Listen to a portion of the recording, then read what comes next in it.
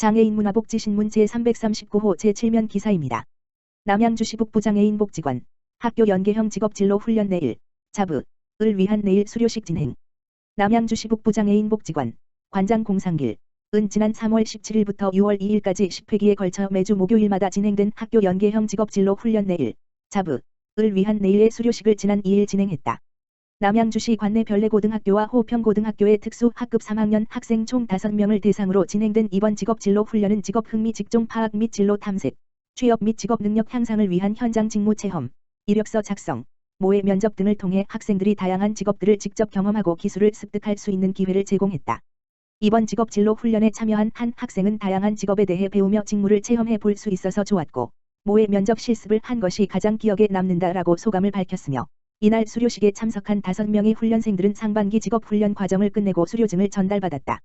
남양주시 북부장애인 복지관 김미현 사무국장은 5명의 학생 모두 훈련에 적극적으로 참여해준 덕분에 상반기 직업진로 훈련도 잘 마무리할 수 있게 된 것 같아 기쁘다라며 앞으로도 질 높은 직업진로 훈련을 통해 학생들의 취업에 더욱 도움이 될 수 있도록 최선을 다하겠다라고 전했다. 한편 올해 남양주시 북부장애인 복지관 직업지원팀에서는 구직, 내방 및 온라인 접수, 구인 사업체 컨설팅, 고용중심 직업준비훈련반, 카페 직종, 사무 직종, 자기개발, 취업전, 훈련, 직업진로 훈련 등 다양한 사업을 진행하고 있으며 자세한 사항은 홈페이지 http://www.nyjbrc.com에서 확인하거나 직업지원팀, 가만 전화기 지역번호 070-7776-1640-3으로 문의하면 된다. 남양주시 평생학습센터 하반기 강좌 수강생 모집. 남양주시 시장 조광한 는 2022년 하반기 평생학습센터 강좌 97개를 개설하고 오는 6월 22일부터 7월 5일까지 수강생 1,410명을 모집한다. 하반기 평생학습센터 강좌는 교육기간에 따라 장기과정 17물결표 쌓인 18주과 단기과정 8주으로 운영되며 특히 이번 하반기에는 코딩 교육 전문가, 전산세무 2급, 진로 포트폴리오 등 자격증 과정이 신규로 개설됐다. 강좌는 남양주시에 거주하는 시민, 성인이라면 누구나 참여할 수 있으며 오는 22일부터 남양주 평생학습 포털 다산서당 홈페이지 https://deseinddo.nyj.co.kr에서 회원 가입 후 수강 신청이 가능하다. 장기과정 자격증 분야 강좌는 6월 22일, 취창업 및 취업 역량 강화 분야 강좌는 6월 23일, 단기과정 강좌 자격증, 취창업, 역량 강화 분야는 6월 24일부터 접수를 시작한다. 한편 하반기 평생학습센터 강좌는 오는 7월 16일부터 개강하며 자격증, 취창업, 역량 강화 등 강좌별 세부 내용 및 교육 일정은 다산서당 홈페이지에서 확인할 수 있다. 한국자유총연맹 남양주시 지회, 청소년 학생 지원을 위한 장학금 전달. 한국자유총연맹 남양주시 지회, 지회장 광민승은 지난 8일 연맹 사무국에서 학생 5명과 임원 35명이 참석한 가운데 중고생 생활 장학금 전달식을 가졌다. 한국자유총연맹 남양주시 지회는 소외계층 가정 돕기 활동의 일환으로 읍면동 지역에서 어려운 환경에도 가정과 학업에 충실한 청소년들을 추천받아 학생 5명에게 생활 장학금 30만 원씩 총 150만 원을 지원하게 됐다. 곽민승 지회장은 미래의 꿈나무인 학생들이 희망을 갖고 뜻을 펼칠 수 있도록 장학금 지원을 지속적으로 이어나갈 예정이라며 다양한 방법으로 더욱 많은 청소년들을 지원할 수 있도록 노력하겠다라고 밝혔다. 한편 한국자유총연맹 남양주시 지회는 자유민주주의 수호 및 국가이익과 국민 행복을 지키기 위한 단체로 호국 영령 위령제, 안보 현장 견학, 청소년 선도 사업 등 다양한 사업을 추진하고 있다. 동두천시 무한돌봄센터, 복지사각지대 발굴 홍보활동 펼쳐.